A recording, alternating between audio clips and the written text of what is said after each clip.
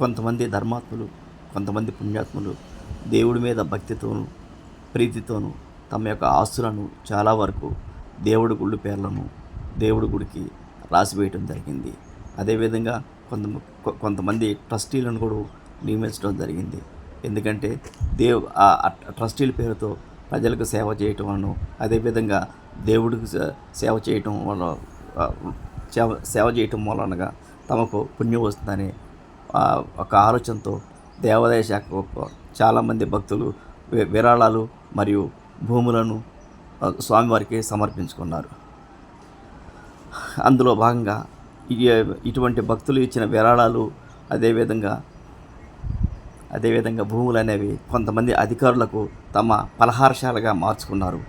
తమ యొక్క అవినీతి యొక్క చేష్టలతో దేవాదాయ సొమ్మును దోచిపెట్టి దాచుకో ఇవ్వు అనే పద్ధతిలో కొంతమంది అధికారుల ప్రవర్తన తీరు ఉంది.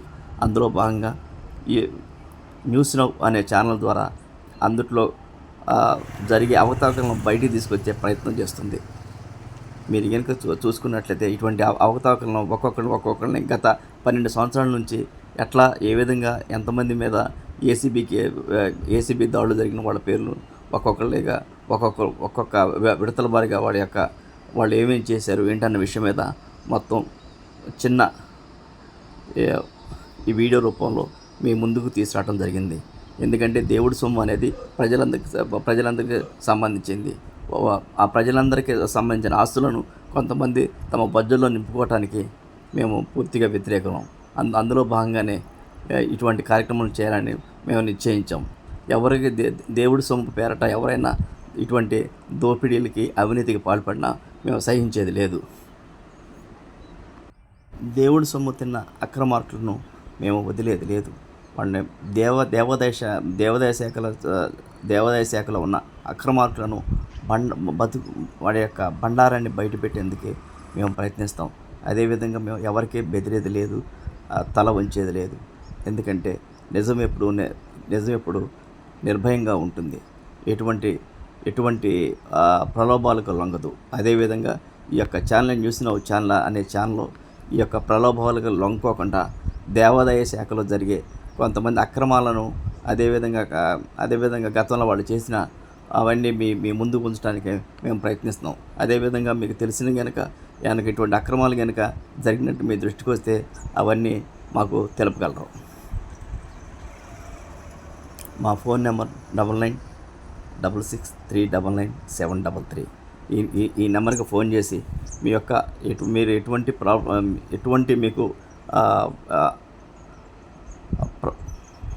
మీకు ఎటువంటి అవినీతి కనపడినా మాకు వెంటనే కాల్ చేయగలరు. మేము వెంటనే స్పందించగలవారు.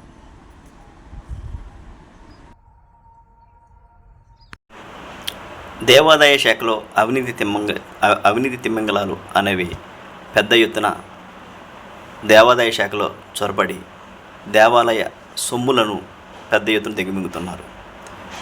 విచిత్రం ఏమిటంటే ఎవరైతే ఈ దేవాదాయ శాఖలో పనిచేస్తున్న అధికారులు ఎవరున్నారో వారి మీద ఏసీబీ దాడులు చేసిన తర్వాత ఆటోమేటిక్గా వాళ్ళు సస్పెండ్ అయిపోయిన తర్వాత ఏసీబీ యొక్క వాళ్ళు ఛార్జ్ షీట్లు వేయటంలో ఆ యొక్క అలసత్వాన్ని వీళ్ళు క్యాష్ చేసుకుంటూ వీళ్ళు కోర్టుకు వెళ్ళి అక్రమ పద్ధతుల్లో వీళ్ళు మరలా ఈ ఉద్యోగంలోకి చేరటం, అదేవిధంగా తర్వాత చేరిన అనంతరం అక్రమంగా పదోన్నతులు పొందటం, మళ్ళీ వీళ్ళ యొక్క దందాలను కొనసాగించడం మనం చూస్తున్నాము.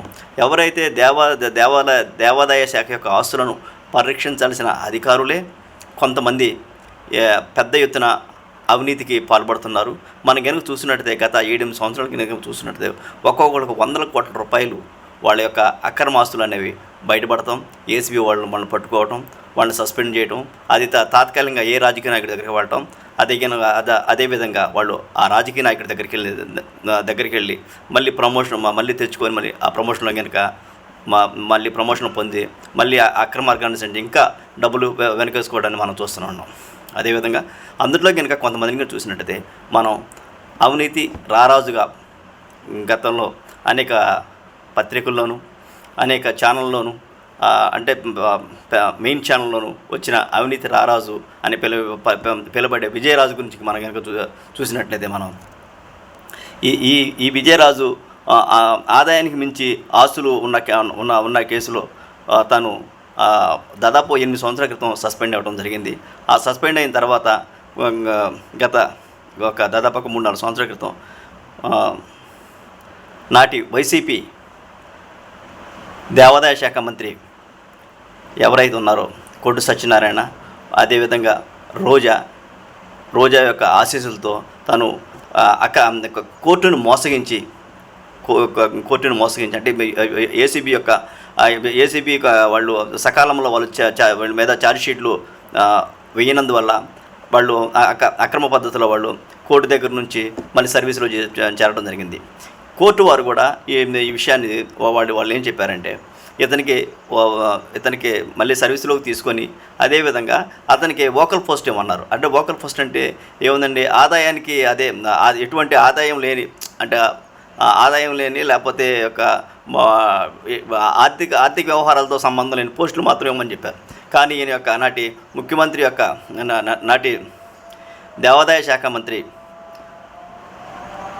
కొట్టు సత్యనారాయణ యొక్క అనుగ్రహంతో, ఆయన యొక్క ఆశీస్సులతో మళ్ళీ వెంటనే కాకినాడ, అంటే అంతకుముందు అసిస్టెంట్ కమిషనర్గా ఉన్నప్పుడు సస్పెండ్ అయ్యాడు. ఈసారి డీసీగా, అంటే డిప్యూటీ కమిషనర్గా పదవి బాధ్యతలు ఆయన స్వీకరించడమే కాక అనేక మంది వైసీపీ మంత్రులతో వాడితో అంటగాగాడు. అదేవిధంగా మనం చూసినట్లయితే మనం ప్రస్తుతానికి ఇప్పుడు మనం చూడొచ్చు, ఈయన ఇక టీడీపీ ప్రభుత్వం ఇంక రాదని, వైసీపీ ప్రభుత్వం ఉంటుందన్న ఉద్దేశం చొప్పున ఆయన కనుక ఆ చిత్రంలో కనుక చూసినట్టయితే ఇప్పుడు మీరు చూడొచ్చు. ఇప్పుడు సాక్షాత్తు వైసీపీ కండవ వేసుకొని ఆయన విధులు నిర్వహించారు. అదేవిధంగా ఒక పక్కన దగ్గర చూసినట్టయితే ఆ యొక్క కొట్టు సత్యనారాయణ ఈయనకి స్వీట్లు తినిపించడం కానీ, రోజేతో ఫోటోలు దిగటం కానీ, ఇవన్నీ కనుక చూసినట్టయితే మనం వైసీపీ మంత్రులతో ఏ విధంగా అంటగాడే విషయాన్ని మనం చూడొచ్చు. ఇప్పుడు